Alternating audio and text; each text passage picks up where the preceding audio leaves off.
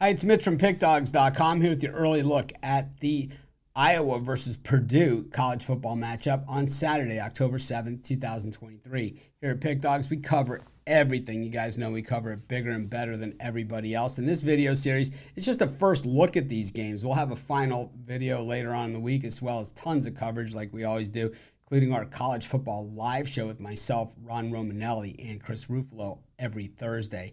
But anyways, when we look at the early look at this game, it's an interesting Big Ten matchup. And Purdue, the post-Jeff Brom era, trying to transition and to find their own identity. It hasn't really gone all that smoothly, losing 3 of their games so far, winning 2. The losses to Syracuse, Wisconsin, and Fresno. So not really a slouch in the bunch, but against the mid-level teams, Virginia Tech and Illinois, Purdue has found success. But when you look at this overall schedule and you say, wow, Fresno, Virginia Tech, Syracuse, Wisconsin, Illinois, this schedule is tougher than almost every other team, inside the Big Ten Conference, including, Michigan, who's the highest ranked of the bunch.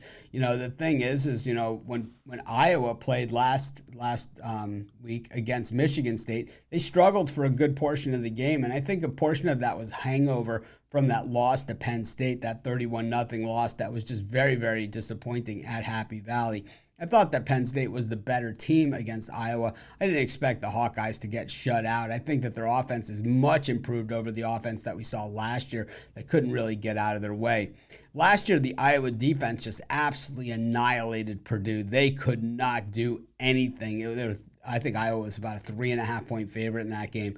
And Purdue ended up scoring only 3 points. Iowa scored 24. And you got to remember, the Iowa offense last year was much, much weaker than the Iowa offense that we see this year. We know Iowa grows tight ends on trees, and they certainly have a lot of talented players. But in recent years, Ferentz's teams have been defense first and defense second. And while defense wins championships, at some point you got to score points too. And Iowa certainly struggled to do that. Like I said, last week against Michigan State, I think it was more the hangover effect than anything else. I don't think it was an indication that, Michigan State is anywhere near on the level of Iowa. I know for a lot of people that backed Iowa at the window, it's got to be disappointing to get a push in a game where, Iowa should have taken care of business a lot better than that. But, like I said, we look at the Iowa schedule, and that's been pretty tough as well. The one loss, to Penn State, whether it's 31-0, which they lost, or whether they lost by, 10 or 15 points or whatever, it's still a loss, and it still only counts as one. And while it stings for the Hawkeyes, I think they certainly learned something from it as well. And I think that what we have here is a team that